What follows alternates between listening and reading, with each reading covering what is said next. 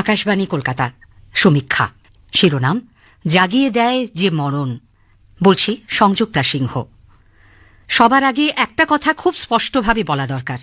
না, বানতলা, ধানতলা, হাথরাস, উন্নাও, কাঠুয়ার সঙ্গে আরজিকর হাসপাতালের ঘটনা তুলনীয় নয়। ধর্ষণ, হত্যার ওই ঘটনাগুলির কোনোটি কর্মক্ষেত্রে ঘটেনি।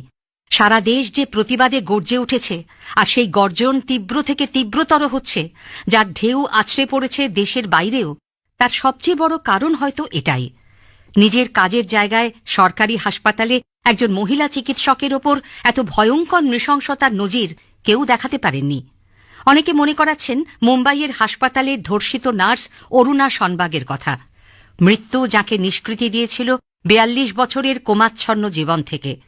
কিন্তু চারতলার সেমিনার রুমে ৯ই আগস্ট সকালে পিজি দ্বিতীয় বর্ষের ছাত্রী চিকিৎসকের বিবস্ত্র বিক্ষত দেহ আবিষ্কারের পর এখনও জানা যায়নি ৩৬ ঘণ্টা টানা ডিউটি করে ক্লান্ত ঘুমন্ত মেয়েটার ওপর অত্যাচার চালিয়েছিল ঠিক কজন।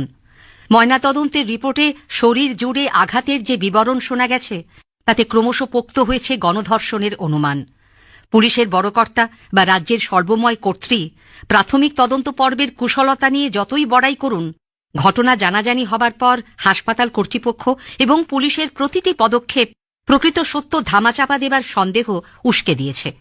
কেউ কেউ বলছেন দৃশ্যতই দুর্বল চিত্রনাট্য। আদালতের নির্দেশে তদন্তভার সিবিআইয়ের হাতে যাবার পর অকুস্থলের কাছে ভাঙাভাঙি শুরু করা সেই কাঁচা চিত্রনাট্যেরই অংশ।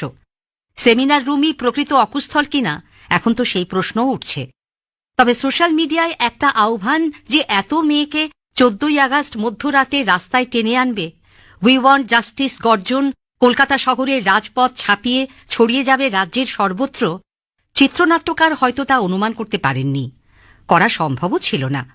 অনেকে বলছেন সেই আশ্চর্য অভূতপূর্ব দৃশ্য শাসকের স্নায়ুর ওপর কতটা চাপ সৃষ্টি করেছিল, ওই রাতে আরজিকর হাসপাতালে গুন্ডাবাহিনীর তাণ্ডব তার প্রমাণ। কিন্তু তাতে জনরোষ আরও বেড়েছে। দুর্বৃত্ত তাণ্ডবের দায় বাম আর রামের ঘাড়ে চাপানোর কাউন্টার ন্যারেটিভ কাজে আসেনি, বরং আরও গাঢ় হয়েছে প্রমাণ লোপাটের সন্দেহ। দুর্বৃত্তদের রাজনৈতিক আনুগত্য গোপন থাকছে না। হামলার সময় রক্ষাকর্তা পুলিশের ভূমিকা এখন আতশকাচের নিচে। প্রকাশ্যে আসছে আরজিকর মেডিকেল কলেজ হাসপাতালের অন্দরের রোমহর্ষক নানা কেচ্ছা কাহিনী। সোশ্যাল মিডিয়ায় ভেসে বেড়াচ্ছে অনেক অডিও ক্লিপ, ভিডিও। কোনটা সত্যি কোনটা ভুয়ো যাচাই করার উপায় নেই। প্রয়োজনও মনে করছেন না সবাই। শিউরে উঠছেন। মেয়েটাকে কি তবে এই চক্রের হাতেই মরতে হল? এত নৃশংসতা কি কোনো আক্রোশবশত? না হলে প্রথমে আত্মহত্যা কেন বলা হবে? খুনের অভিযোগ দায়ের হবে না কেন? মৃত মেয়েকে দেখার জন্য মা বাবাকে কেন অপেক্ষা করতে হবে ৩ ঘণ্টা? দেহের সৎকার করার এত তাড়াই বা ছিল কেন পুলিশের? সিবিআই তদন্তে আপত্তি নেই বলেও কেন গড়িমসি করলেন সরকার মুখ্য? যে অধ্যক্ষের বিরুদ্ধে ভুরি ভুরি অভিযোগ, মৃতার বাড়ির সামনে দাঁড়িয়ে তার ইস্তফা গ্রহণ না করে আর এক হাসপাতালে পাঠানোর ঘোষণা সরকারের চরম অসংবেদী মনোভাবকেই বেআব্রু করেনি কি? স্রোতের মতো ধেয়ে আসা প্রশ্নের কোনো জবাব নেই প্রশাসনের কাছে।